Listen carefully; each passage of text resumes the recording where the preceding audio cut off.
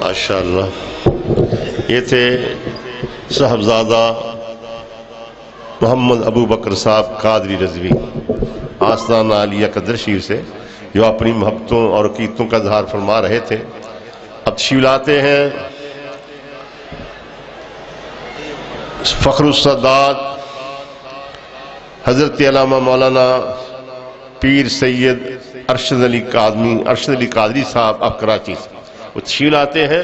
آپ ان کی آمد سے پہلے ان کے شایان نشان نعرہ لگائیں: نعرہ تکبیر، نعرہ رسالت، نعرہ تحقیق، نعرہ حیدری، نعرہ غوثیہ، فیضان قبلہ شیخ الحدیث، فیضان رضا۔ بھئی نعرہ سٹیج سے لگے گا، میں بار بار نہیں کہنا، میں ایک دفعہ کہہ دیتا ہوں، پنڈال سے کوئی آدمی نعرہ نہ لگائے۔ تقریر ہو ہوتی ہے، ادھر کے نعرے شروع کر دیتے ہیں، ہم نعرہ کوئی بدل نہ لگائے۔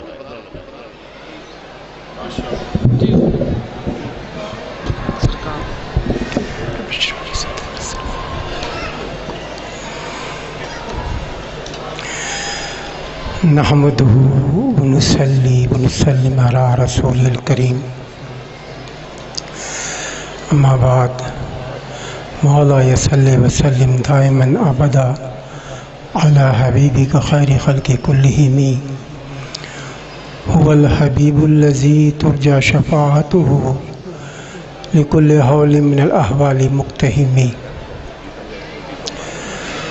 یا ربی بالمصطفیٰ بلغ مقاصدنا واغفر لنا ما مضى یا واسع الکرم۔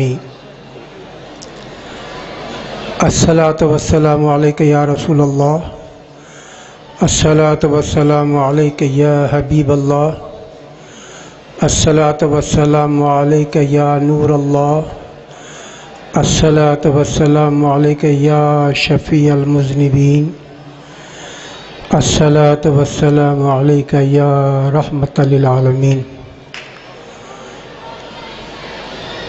حمد و صلوات کے بعد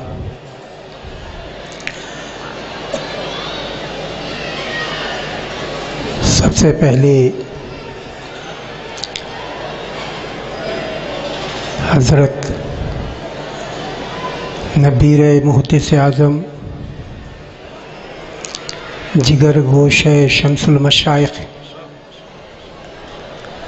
پیر طریقت رہبر شریعت صاحبزادہ پیر قاضی فیض رسول حیدر رضوی مدظل العلی، نبیر شمس المشائخ جگر گوش ہے ابو العلی صاحبزادہ محمد علی حیدر رضوی دامت برکت العالیہ، ذی وقار علماء کرام و مشائخ عظام، شمع رسالت کے پروانوں، السلام علیکم ورحمۃ اللہ وبرکاتہ۔ میں ناچیز حقیر فقیر صوفی سید ارشد علی کاظمی القادری کراچی سے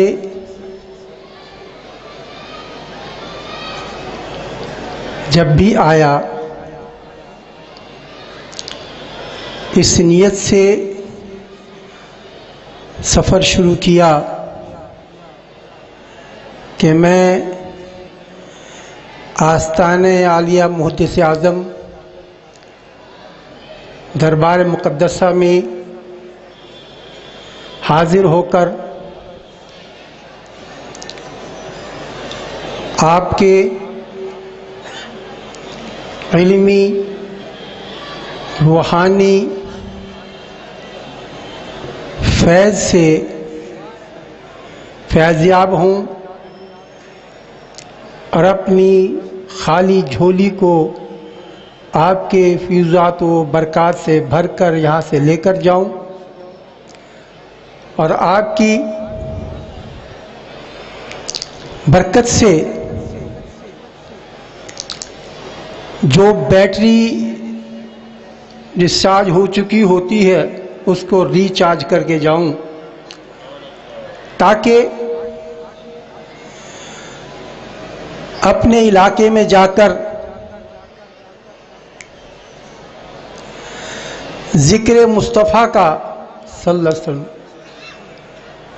کا ذکر اس انداز میں کرنے کی کوشش کروں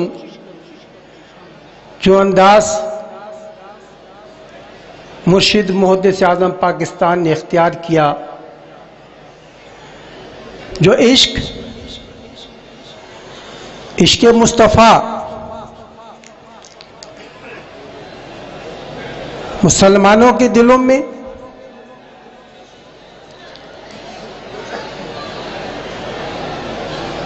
خصوصاً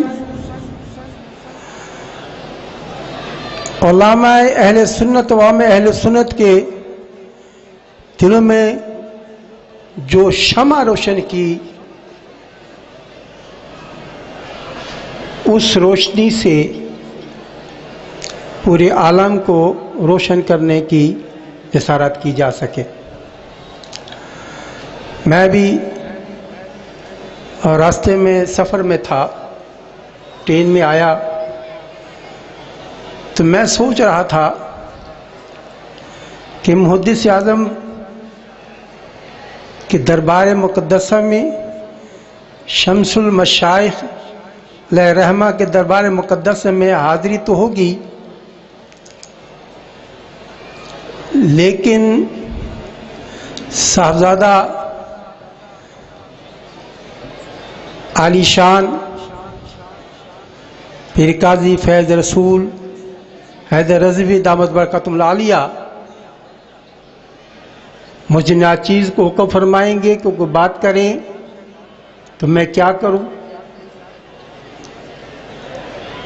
میں حقیقت بیان کر رہا ہوں کہ میں آنکھیں بند کر کے ٹیک لگا کر بیٹھا ہوا تھا تو مجھے محسوس ہوا کہ میرے مرشد کریم شمس المشائخ پیر قاضی فضل رسول حیدر رضوی رحمت اللہ تعالی نے فرمایا کہ محدث اعظم پاکستان کی وہ باتیں جو سب بیان کرتے ہیں، جن کا ذکر سب کرتے ہیں، تم بھی ان میں سے کچھ عرض کر دینا۔ میں نے گھبرا کر آنکھیں کھولی تو میں سفر میں تھا، تو مجھے محسوس ایسا ہوا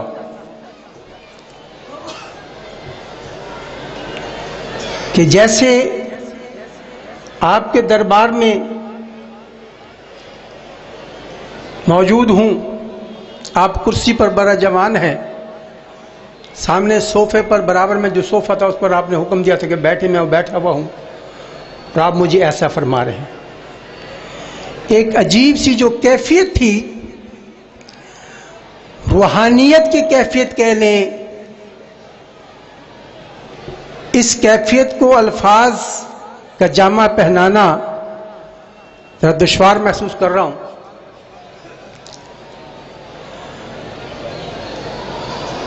میں نہ کوئی شعلہ بیاں مقرر ہوں،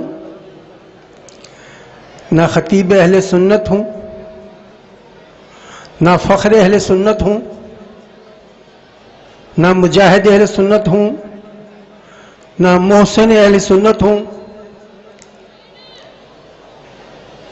میں صرف علماء اہل سنت اور مشائخ اہل سنت کا خادم ہوں، اور ان کی جوتیوں کی خاک کو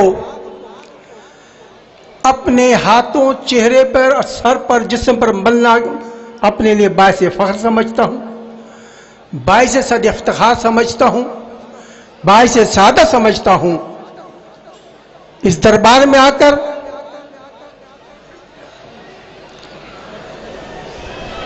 وہ جو حقیقت ہے کہ اس وقت بے عملی کا دور ہے.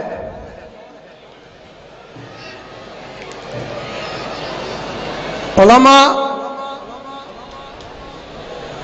اپنی شعلہ بیانی سے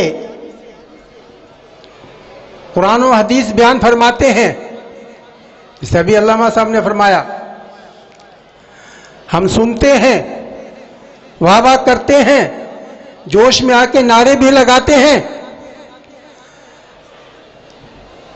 لیکن اس جگہ سے جانے کے بعد ہم گھر پہنچے تو ہمیں معلوم نہیں ہوتا، ہمیں یاد نہیں ہوتا کہ ایک عالم دین نے، ایک خطیب نے کیا باتیں کی تھی، کیا سبق تھا اس کے اندر.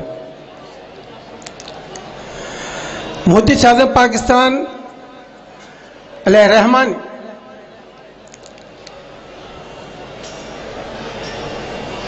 آپ علماء کا بڑا احترام فرماتے تھے.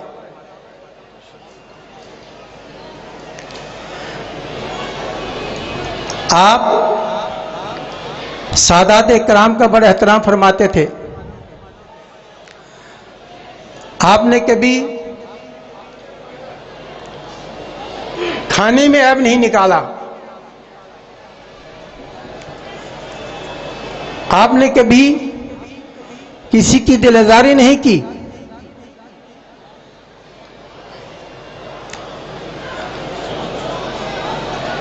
ایک مرتبہ بریلی شریف میں مسجد بی بی جی کی ملحقہ کمرے میں آپ کی رہائش تھی، اور آپ کا کھانا ایک صاحب کے پاس سے آتا تھا. تو آپ کھانا تناول فرماتے. کبھی اس کھانے میں نمک تیز ہوتا، آپ کچھ نہ فرماتے.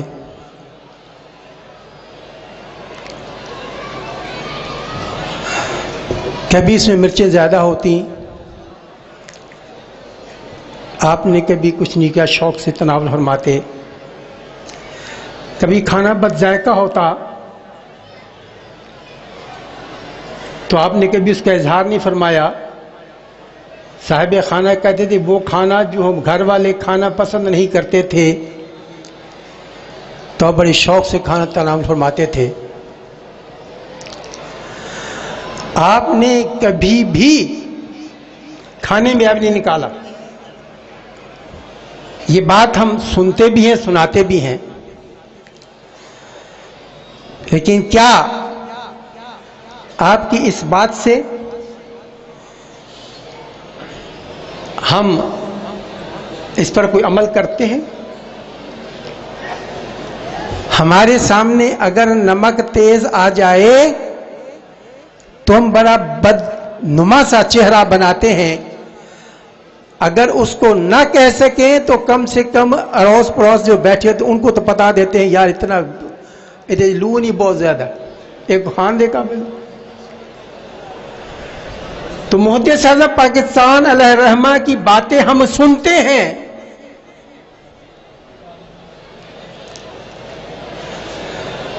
آج 62واں عرس مبارک ہے.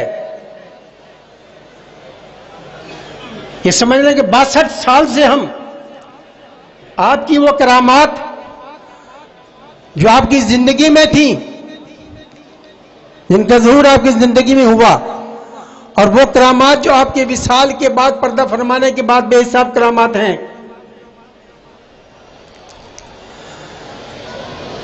ذکر کرتے ہیں، اس پر عمل نہیں کرتے. تو ہمیں چاہیے کہ جب ہم اس دربار میں آئے ہیں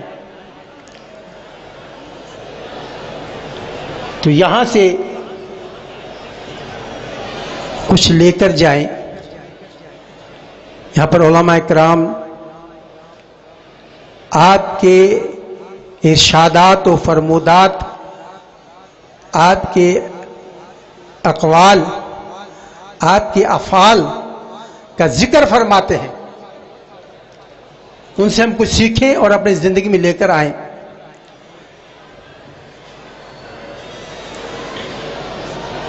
ذکر مصطفیٰ صلی اللہ علیہ وسلم محدث اعظم پاکستان علیہ رحمہ کا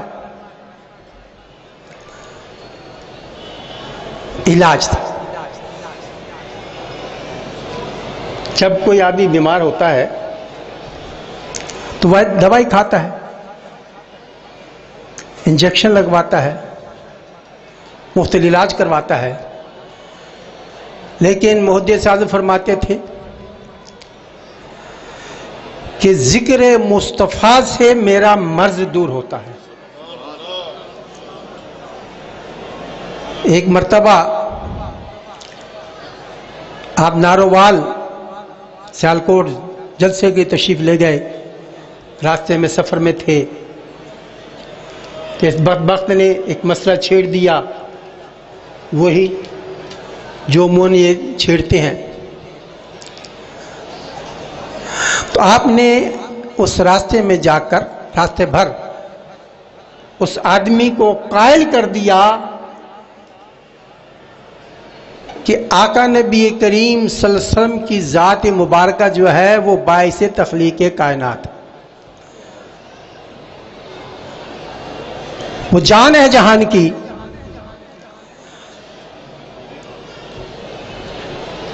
تو جب آپ وہاں پر پہنچے نارون جلسے میں تو آپ کی آواز بیٹھ گئی تھی، آواز نہیں نکل رہی تھی. آپ نے عربی کا خطبہ پڑھا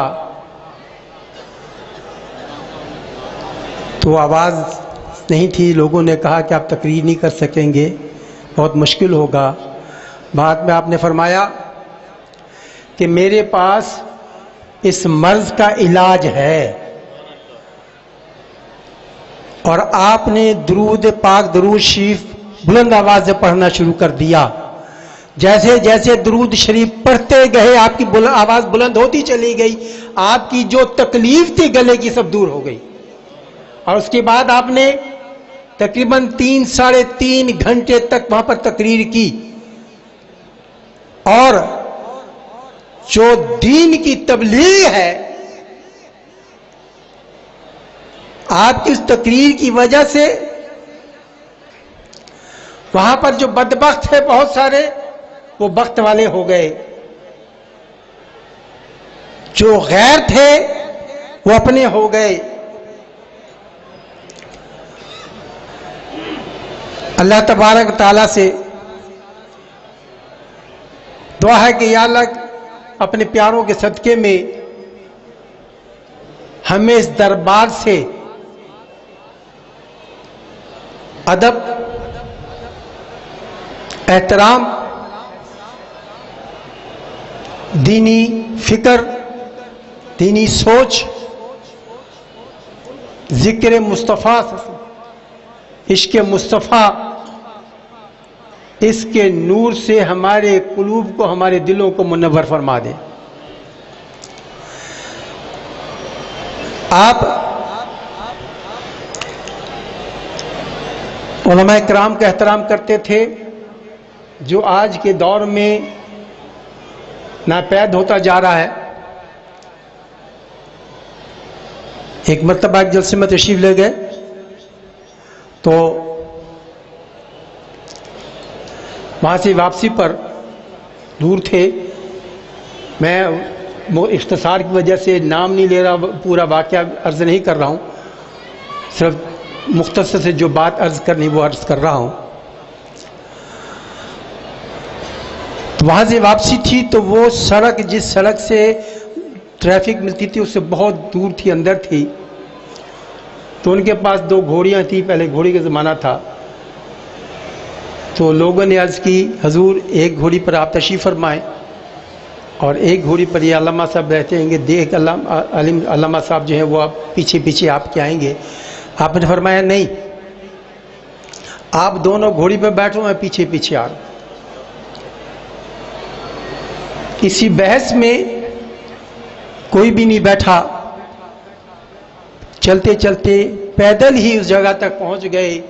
فرمایا حضور آپ نے ایسا کیوں کیا؟ فرمانے لگے کہ یہ عالم دین ہے، ان کے احترام کی وجہ سے میں گھوڑی پر نہیں بیٹھا کہ میں گھوڑی پر بیٹھ جاؤں اور ایک عالم دین پیدل آئے، یہ مجھے گوارا نہیں۔ یہ شان تھی محدث اعظم پاکستان رحمۃ اللہ علیہ۔ آپ سادات کا بہت احترام فرماتے تھے۔ ایک مرتبہ مسجد سے نکلتے ہوئے سیدنا علی شاہ آپ نے آپ کی جوتی اٹھا کر رکھ دی تو آپ نے فرمایا شاہ جی بندے خدا یہ آپ نے کیا کر دیا؟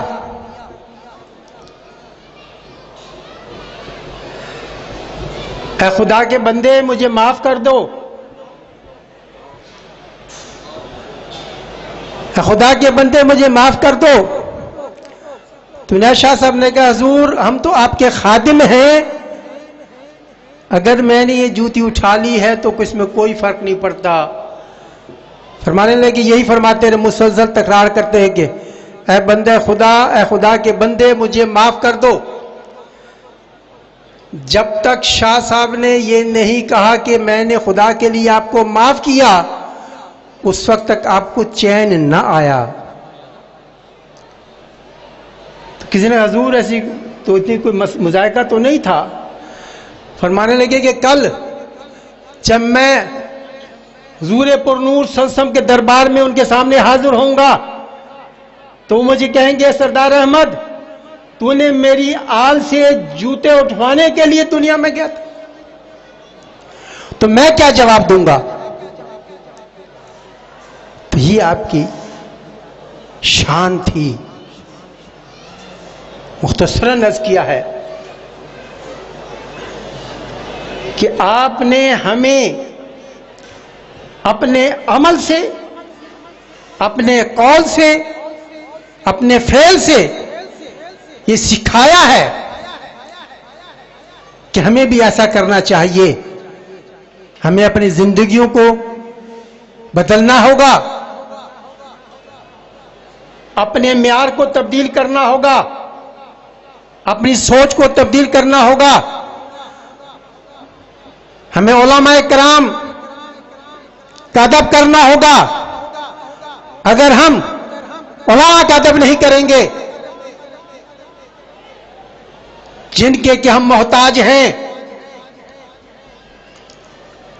ہم جنازہ نہیں پڑھا سکتے، مولوی کی ضرورت ہے، نماز نہیں پڑھا سکتے، مولوی کی ضرورت ہے، اور نکاح نہیں پڑھا سکتے، مولوی کی ضرورت ہے، اور بہت سارے کام ہیں۔ تو جس کی ضرورت ہے جو حرام کو حلال کرتا ہے نکاح پڑھا کر، اس کا اگر ہم ادب کریں گے تو ہمیں کچھ ملے گا نا۔ تبھی فرمایا کہ بادب با نصیب، بے ادب بے نصیب، اور اہل سنت والجماعت کی بنیاد ہی ادب ہے۔ اہل سنت کہلاتا ہی وہی ہے، سنی کہلاتا وہ ہے جس کے عمل میں بھی ادب ہو، جس کی نگاہ میں بھی ادب ہو، جس کے کلام میں بھی ادب ہو، جس کی گفتار اور کلام میں ادب ہو، جس کے اٹھنے بیٹھنے بھی ادب ہو، اس کو پتہ ہو کہ سامنے والی کی شخصیت کیا ہے۔ یہ میرا باپ ہے، یہ میرا چاچا ہے، یہ میری ماں ہے، یہ میری بہن ہے، اس کا بھی ادب کرنا ہے۔ یہ میرا استاد ہے، اس کا ادب ہے، یہ عالم دین ہے، اس کا ادب ہے، یہ پیر و مرشد ہے، اس کا ادب ہے۔ ہم تمام انبیاء کرام کو، تمام ائمہ کو، تمام صحابہ کرام کو، تمام اولیاء اللہ کو ہم سب کے ماننے والے ہیں۔ ہم با ادب ہیں، بے ادب نہیں ہیں۔ اللہ تبارک و تعالی سے دعا ہے کہ مولا ہمیں عمل کرنے کی توفیق عطا فرما۔ میں سردار مرشد کریم کے لیے کہ یا الہی سر در احمد پہ ہو وقت اجل، یا الہی سر در احمد پہ ہو وقت اجل، مرشدی سردار احمد بارضا کے واسطے، ماما توفیق الا باللہ۔